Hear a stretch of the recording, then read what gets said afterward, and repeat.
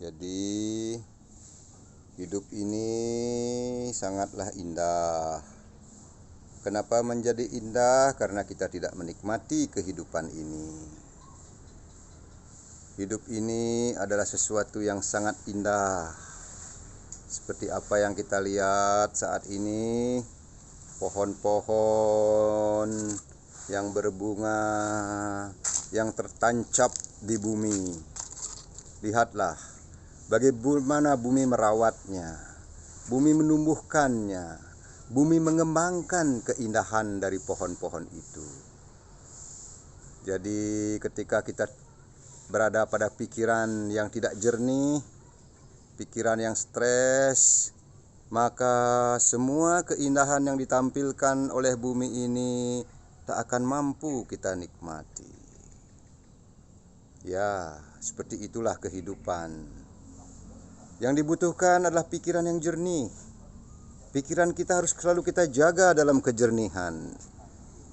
Karena seperti pohon ini, dia hanya tertancap di tanah, kemudian dia tumbuh, terus tumbuh menjadi sesuatu yang indah. Lihatlah daun-daun yang indah ini. Bagaimana batang kayunya yang tertancap di tanah melahirkan warna-warna yang beraneka ragam, menyajikan keindahan bagi kehidupan kita. Karena itu, pakailah sudut pandang kita, sudut pandang dari kejernihan, di mana kejernihan ini mengalir begitu saja di alam ini, mengalir begitu saja, mengalir tanpa usaha, mengalir seiring waktu. Jika kita sebagai manusia mampu menjaga kejernihan dalam pikiran kita, selalu melekatkan pikiran kita kepada kekuasaan Tuhan, apapun agama kita, maka pikiran akan menjadi jernih. Pikiran akan mampu memandang keindahan yang bervariasi dari alam ini. Pikiran akan mampu menerima perbedaan-perbedaan, yang ditampilkan oleh alam ini. Jadi, kalau kita sebagai manusia tidak mau belajar dari alam ini, apa yang harus terjadi dengan kehidupan kita? Selain kesengsaraan, perbedaan akan menimbulkan kesengsaraan. Pohon-pohon yang demikian indahnya tak akan mampu memberikan kita keindahan yang sejati dalam hidup kita. Lihatlah bagaimana pohon dengan kecerdasan kreatifnya, dengan kecerdasan yang diberkahi oleh Tuhan di dalam diri pohon itu, kemudian melahirkan daun-daun dengan warna-warni yang luar biasa. Padahal kalau kita tahu, tanah ini tak berwarna. Tanah ini tak berwarna. Tanah ini hanya berwarna coklat. Tidak ada warna merah di dalamnya, tidak ada warna hijau di dalamnya.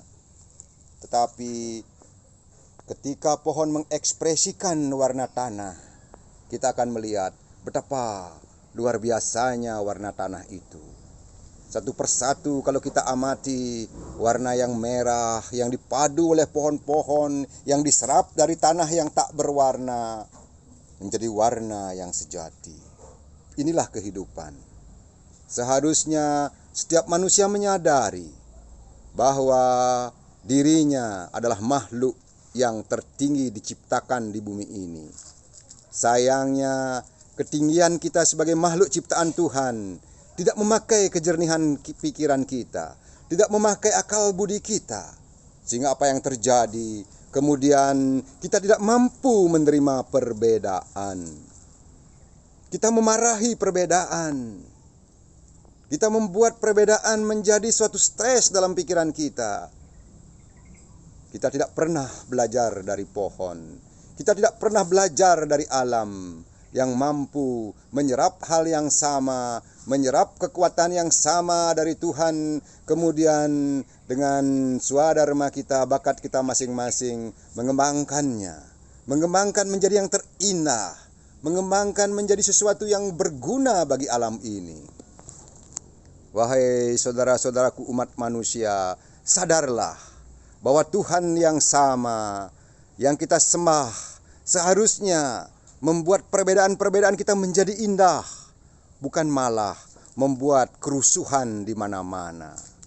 Atas nama agama, kita menjadi rusuh.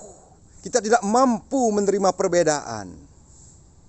Jadi, yang kita perlu pertanyakan adalah apakah akal pikiran kita sudah benar-benar beragama?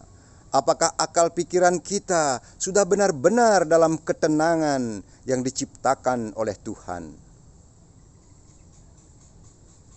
Keindahan ini adalah pelajaran bagi kita hari ini. Semoga kita bisa belajar dari keindahan yang diciptakan Tuhan. Tanah berwarna coklat diekspresikan oleh pohon menjadi keindahan yang berwarna-warni. Dan seharusnya bumi ini yang telah kita duduki, telah menjadi tempat kelahiran kita, seharusnya kita sebagai makhluk-makhluk yang paling berakal di bumi ini menciptakan keragaman ini dengan saling menghormati.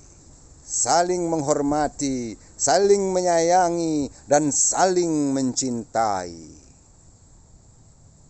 Semoga dunia selalu rukun, damai, dan sejahtera.